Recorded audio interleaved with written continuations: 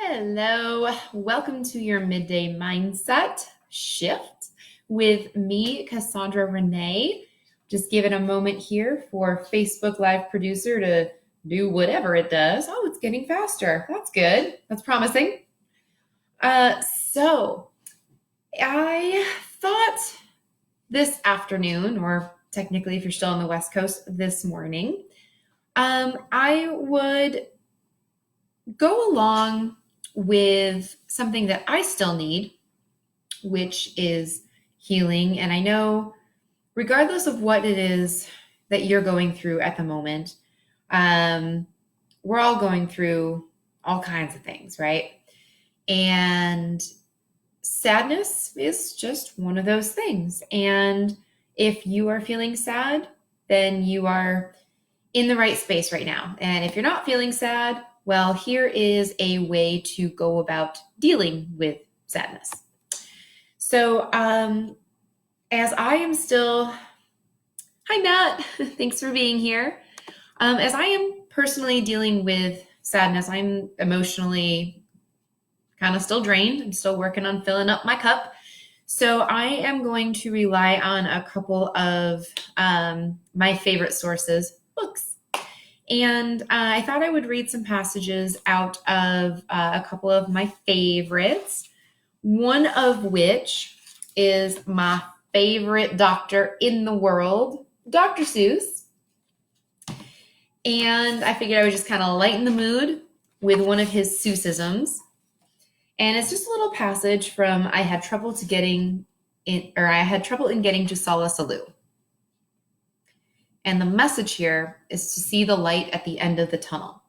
So whether it's this pandemic, whether it is a death of a friend, a family member, dealing with a sick person, a loved one, dealing with conflict, dealing with an issue, etc., etc., etc.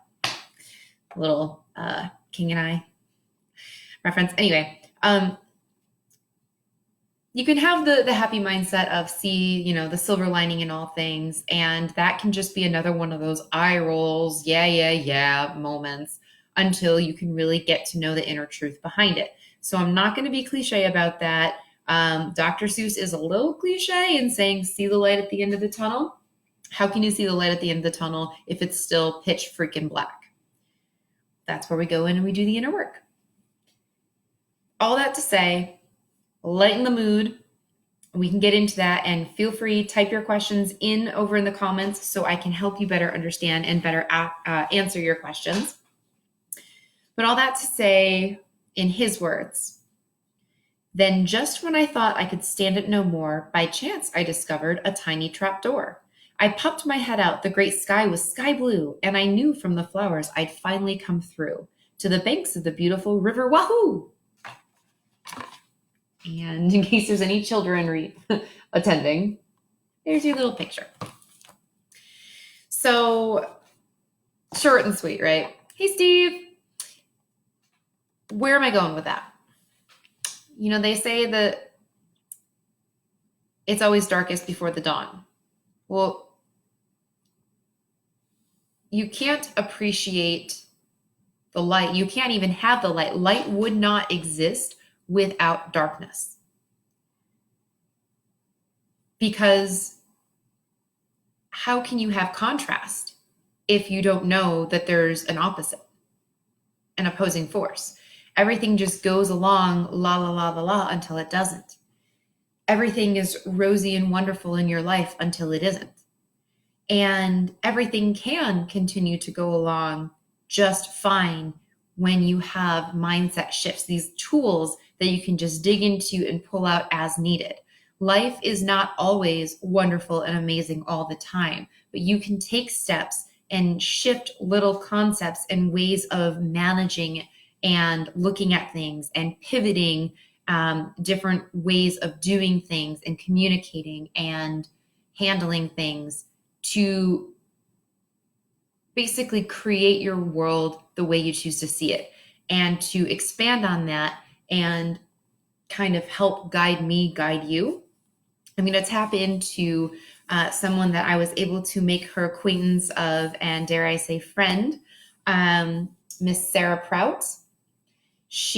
I've been following her for going on 6 years now, and I had the privilege of meeting her a little over a year ago, and we connected on social media after we met, and I actually ran into her husband.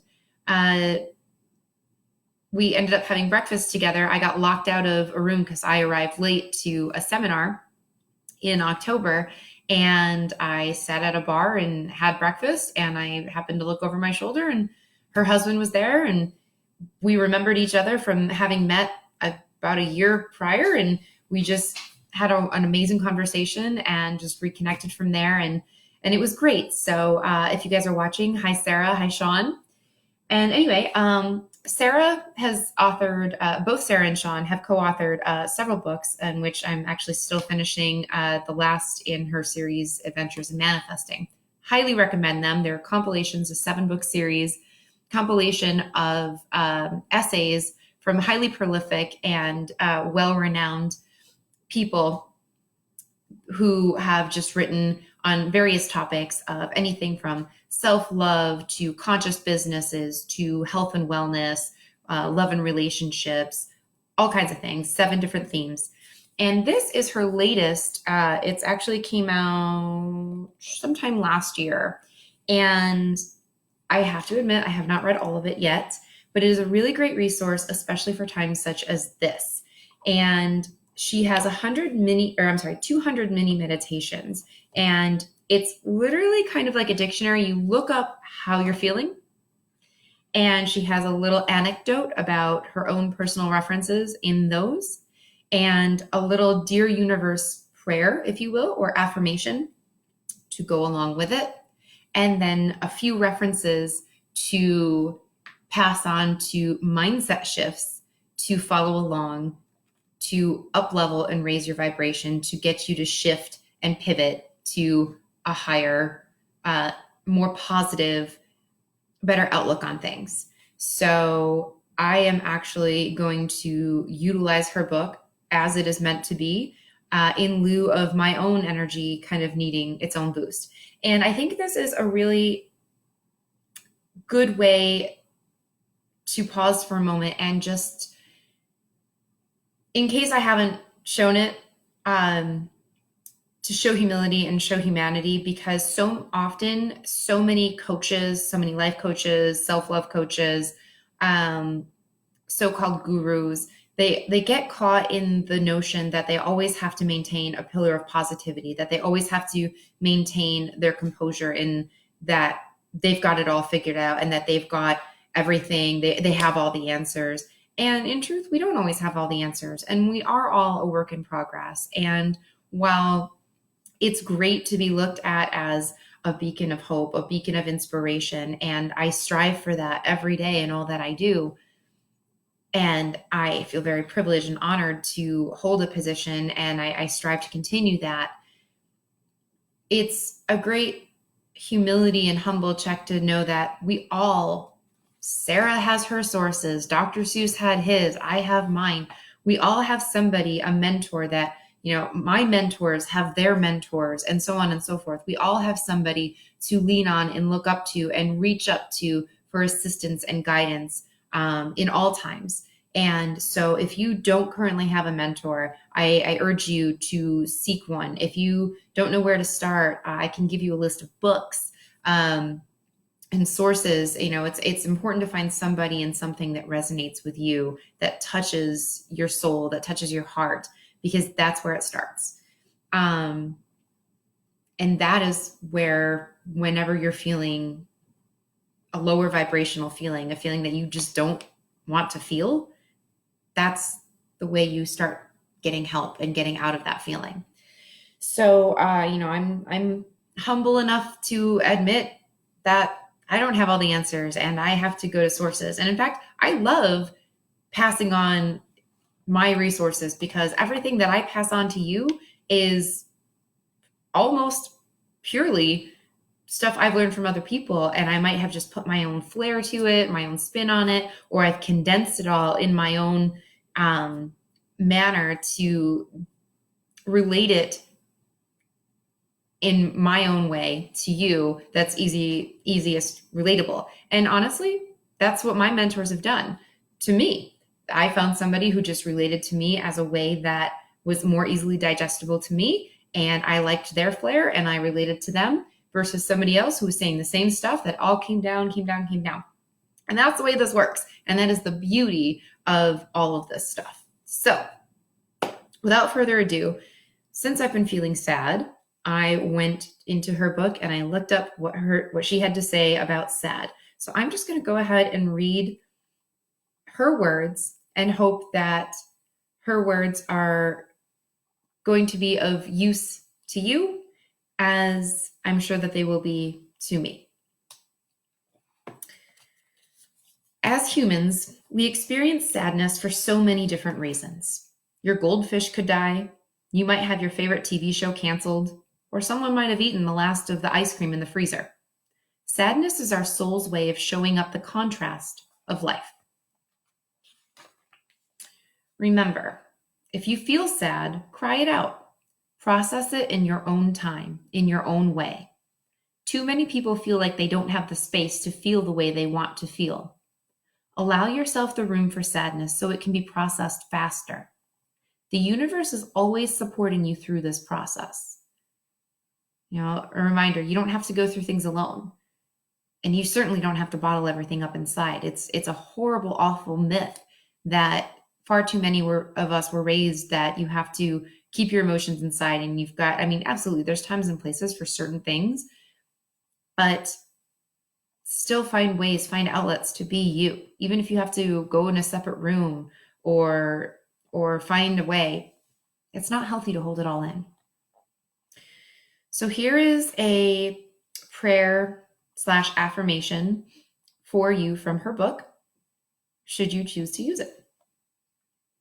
Now, of course, she uses the term dear universe, as I do. Feel free to substitute God, gods, goddess, spirit, whatever you like. Dear universe, may I move from the energy of sadness into hopefulness and gratitude. May I be given the perspective that this time in my life is just temporary. I trust in the journey that my heart is being healed as it is meant to. So be it, so it is. And for such a time as this, even if it's not sadness, process whatever it is you are feeling in your own time, in your own space. As I talked yesterday about really feeling into your feelings, feel what you're feeling, acknowledge what you're feeling, explore what you're feeling, and process it however. And it doesn't mean that it's going to be processed in one day. Take it in your own time. And know that everything in life is temporary. Nothing is permanent. And find solace in that. That means that things can get better and things can get worse, and they probably will. But that just means that there's this energy of fluidity. And the more tools that you have in your back pocket with you to be able to pull out and rely on and lean on and use, like hopefulness, like gratitude, which we're going to read in a second, that you can more quickly move out of these lesser, lower feelings. So one of the ways to get out of feeling sad is feeling connected.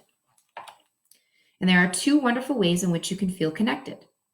You can feel the connection between yourself and the universe, the soulful spark of wonder and magic that reminds you that you are part of everything. Or you can feel connected to the people in your life. Either way is fabulous and ensures that you nurture who you truly are at a soul level. Feeling connected is how inspiration flows through you to create new ideas, experiences, and adventures for yourself. Remember, in order to feel connected, you must allow the space for connection to unfold in your life. You have to be able to be open to it.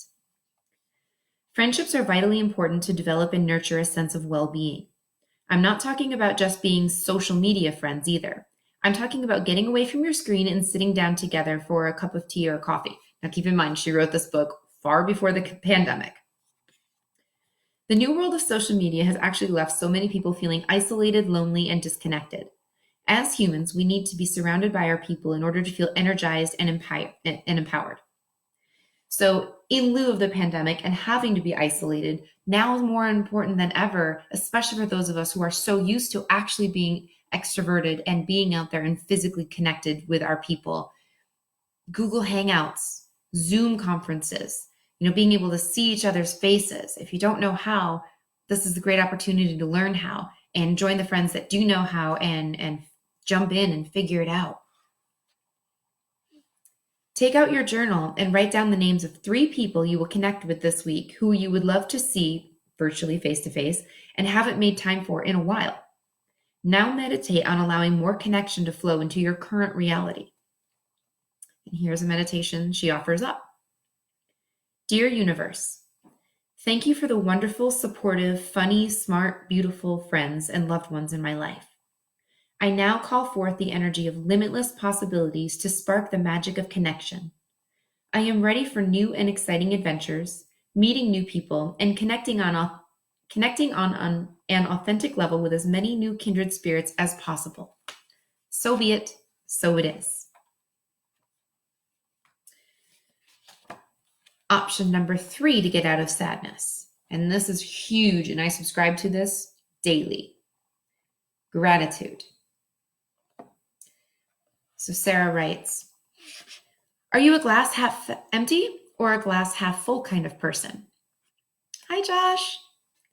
Or maybe you fluctuate between the two. Does every cloud have a silver lining?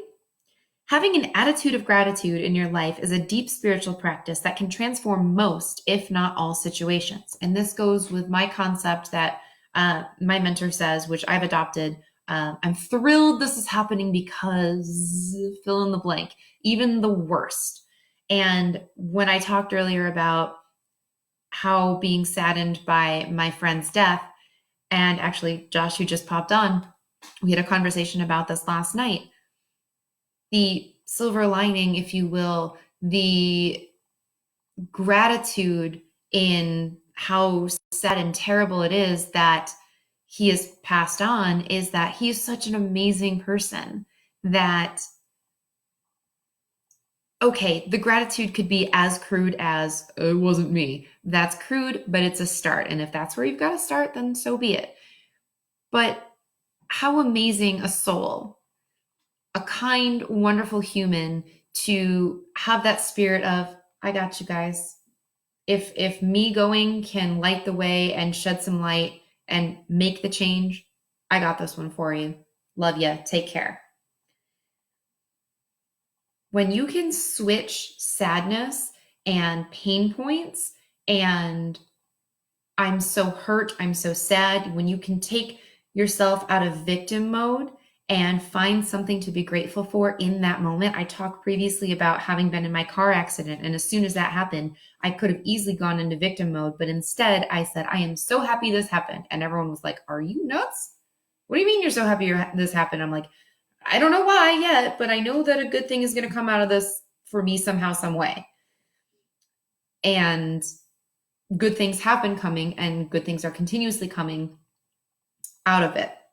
And you have to learn to be able to put a period in the sentence and not continue it on with victim mode and saboteur mode of, yes, however, I'm still dealing with back pain or blah, blah, blah. Nope. I'm thrilled this happened to me because I'm going to get a settlement.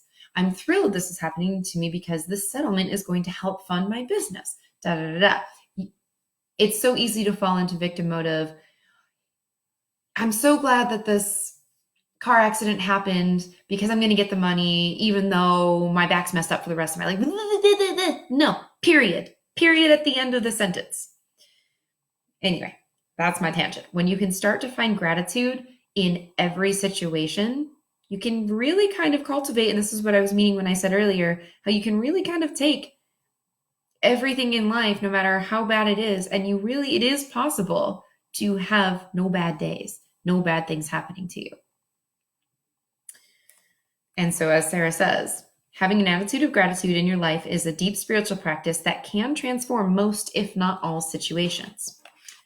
Remember, your perception ultimately shapes your reality. right? We can both experience the same exact thing and yet have two totally different experiences based on what we have decided, whatever lens we are seeing it with. The universe will deliver more things, and this is like the story I told, it was either earlier this morning or yesterday, about the three blind men who were each touching a different part of the elephant. The universe will deliver more things for you to be grateful for if you weave appreciation into your daily spiritual practice. What you're aware of, you constantly draw into your reality. Taking time to write down 3 things that you are grateful for on a daily basis will radically help to improve the levels of happiness you experience in your life.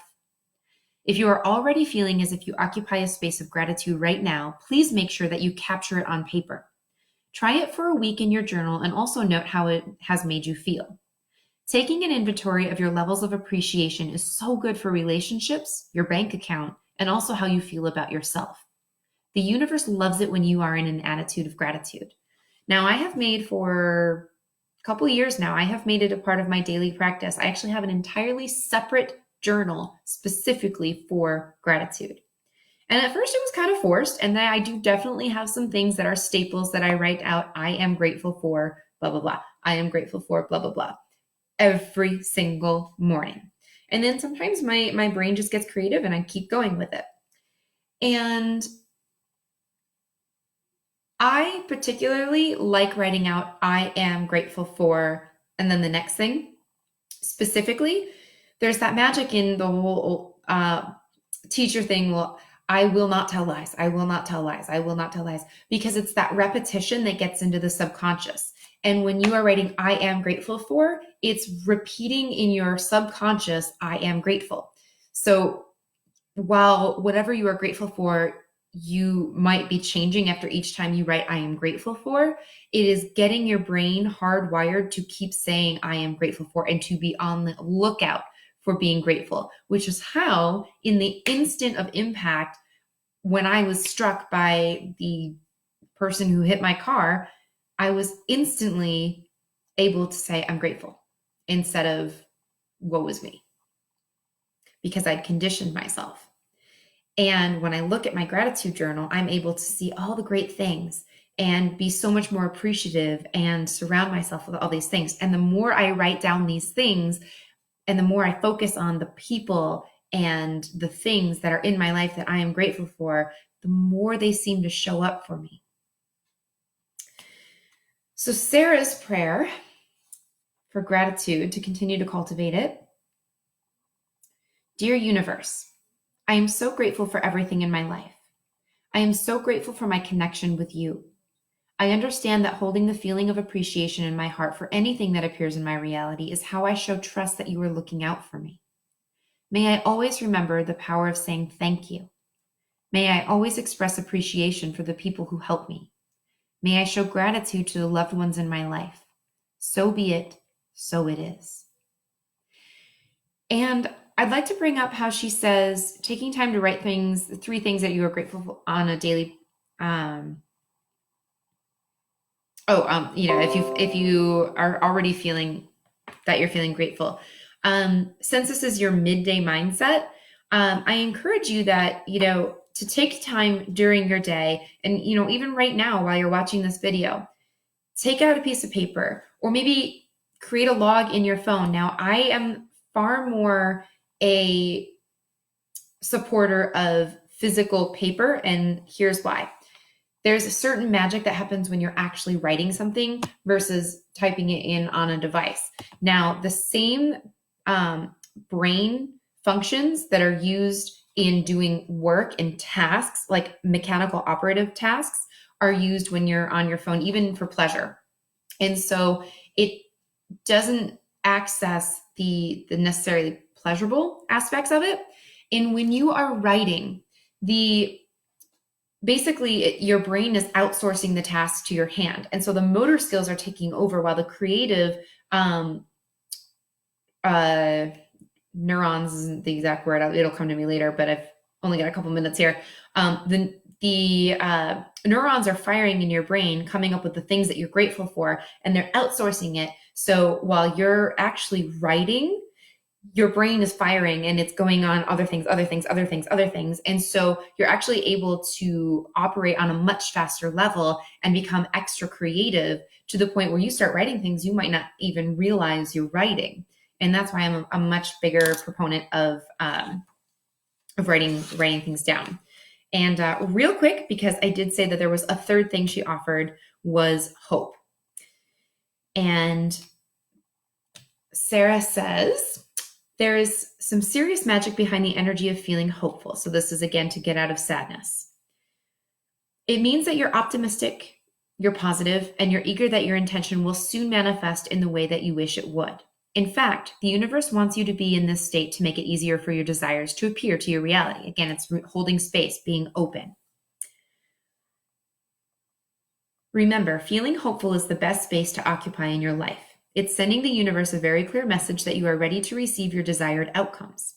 If I think back to the times in my life that I felt hopeful, they cover such a broad spectrum of experiences. I was hopeful every time I took a pregnancy test. Those moments are so exciting. All signs point to being pregnant, but the P-stick test is the final confirmation. I've been hopeful when I sent out various book proposals over the years. I've been hopeful that change would happen, that loved ones would get better, and that anything would disrupt the status quo. Hopefulness is a lightness in your heart that holds the intention that everything will work out for the best and for the greater good. Dear universe, I now embody the energy and the essence of hopefulness that everything will work out perfectly as it should. I trust in divine timing and understand that my intentions will manifest in direct proportion to the hopefulness that I hold in my heart. May I always meet situations with hope instead of doubt. So be it, so it is. So that is your midday mindset, guys. I hope you enjoyed it. This mostly came out of Dear Universe by Sarah Prout. If you liked it, I encourage you, please don't order the hard copy just yet. I'm sure she has a PDF or the online version, just to avoid having any unnecessary employment going on right now, to keep the contamination at a minimum. I totally encourage you to absolutely pick up this book when possible. See if there's an online version available to download now. And if you have any question, as always, send me a DM, message me, Wild Blossom Beacon Coaching. And thank you guys for tuning in. Have a wonderful weekend. I'll see you Monday, 6 a.m. Pacific Standard Time, 9 a.m. Eastern Standard Time. Cough into your elbows, wash your hands, and stay the home. Love y'all. Bye.